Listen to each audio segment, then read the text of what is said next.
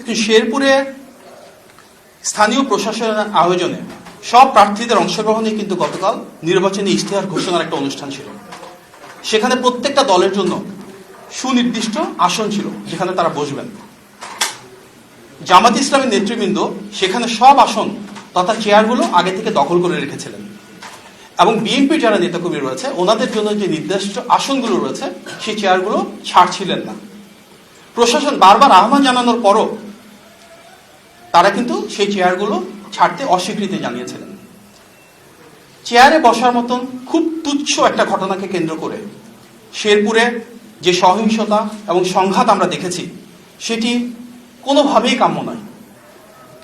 গণ অভ্যুত্থানের পর আমাদের সবার প্রত্যাশা ছিল এমন একটি নির্বাচন যেখানে পরিবেশ হবে উৎসবমুখর, যেখানে সবাই আন্তরিকতা নিয়ে এগিয়ে আসবেন, কোনো সংঘাত থাকবে না। সবচেয়ে বড় রাজনৈতিক দল হিসেবে এবং দেশের প্রায় সবারই বিশ্বাস অনুযায়ী একটি অবাধ, সুষ্ঠু এবং গ্রহণযোগ্য নির্বাচন হলে ইনশাআল্লাহ বিএনপি বিজয়ী হয়ে রাষ্ট্র পরিচালনার দায়িত্বে আসবে।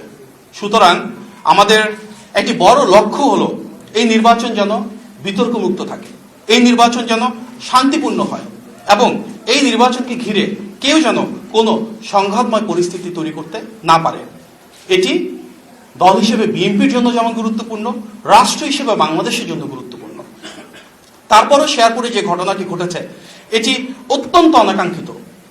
কিভাবে সংঘাত শুরু হলো, কারা সেখানে মদত দিয়েছে, আইন শৃঙ্খলা বাহিনী, প্রশাসন কেন পরিস্থিতি স্থিতিশীল রাখতে পারল না, এসব বিষয় নিয়ে স্বাভাবিকভাবেই জনমনে প্রশ্ন যাচ্ছে।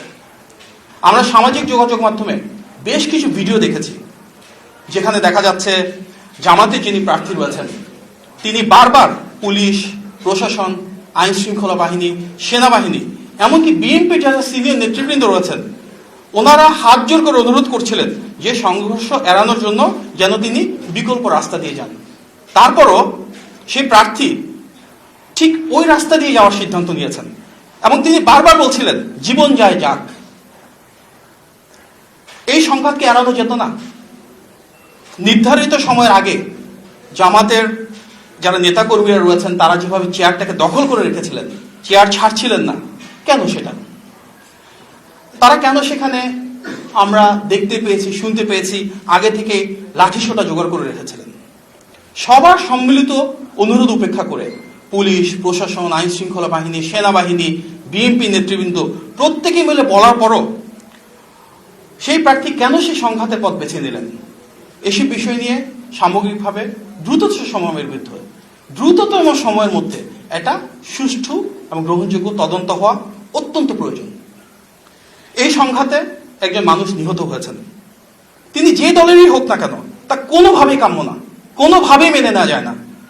বিএনপিরও কিন্তু 40 জনের বেশি নেতাকর্মী আহত হয়েছেন, তার মাঝে অনেকেই খুব সংকটাপন্ন অবস্থায়, আশঙ্কাজনক অবস্থায় হাসপাতালে ভর্তি রয়েছেন। যিনি নিহত হয়েছেন, যিনি আহত হয়েছেন, তারা প্রত্যেকে এমন একটা রাষ্ট্র ব্যবস্থা চেয়েছিলেন যেখানে শান্তিপূর্ণ নির্বাচন থাকবে, যেখানে কোনো মারামারি থাকবে না, কোনো কোন্দল থাকবে না, একটা উৎসবমুখর পরিবেশ থাকবে। আমরা সামগ্রিকভাবে প্রশাসন ও আইন শৃঙ্খলা বাহিনীকেও আরো জোরালো ভূমিকা রাখার আহ্বান জানাচ্ছি। আমরা সেই ফ্যাসিবাদের আমলে ঘুরে ফেরত যেতে চাই না যেখানে কোনো কিছু হলেই দোষারোপের রাজনীতি হবে, কোনো কিছু হলেই সেটাকে নিয়ে স্বার্থ হাসিলের একটা নতুন বয়ান তৈরি করা হবে। আমরা চাই সুষ্ঠু তদন্ত, পাশাপাশি সবাইকে আহ্বান জানাতে চাই কেউ যেন কোনো উস্কানি না দেন, কেউ যেন উস্কানিতে পা না দেন। আমরা সবাই মিলে একটি শান্তিপূর্ণ সহাবস্থান চাই, সৌহার্দ্যপূর্ণ রাজনৈতিক পরিবেশ চাই যেখানে প্রতিটি রাজনৈতিক দলের প্রত্যেকের সাথে একটা সম্মানবোধ বজায় থাকবে। শেরপুরের এই ঘটনার পুনরাবৃত্তি যেন দেশের আর কোথাও না ঘটে সেই জন্য আমরা অন্তর্বর্তী সরকারের প্রতি জোরালো আহ্বান জানাচ্ছি। প্রতিটি রাজনৈতিক দলকে আহ্বান জানাবো আপনারা দায়িত্বশীল হন, গণতান্ত্রিক আচরণ যেন সবাই মিলে বজায় রাখি। যার যেখানে বসার স্থান সেখানে সবাই বসবেন, যার যেখানে কর্মসূচির স্থান সেখানে তারা সেই কর্মসূচি পালন করবেন। গণতান্ত্রিক এই সৌন্দর্যটা যদি বজায় থাকে তাহলে ইনশাল্লাহ আমরা সবাই মিলে এই নির্বাচনী পথযাত্রায় একসাথে চলে গণতন্ত্রকে সুপ্রতিষ্ঠিত করব।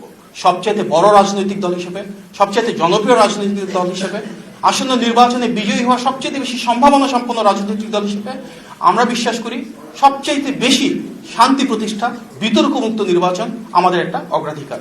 আমরা এই জন্য প্রতিটি রাজনৈতিক দলের কাছ থেকে সহযোগিতা প্রত্যাশা করি।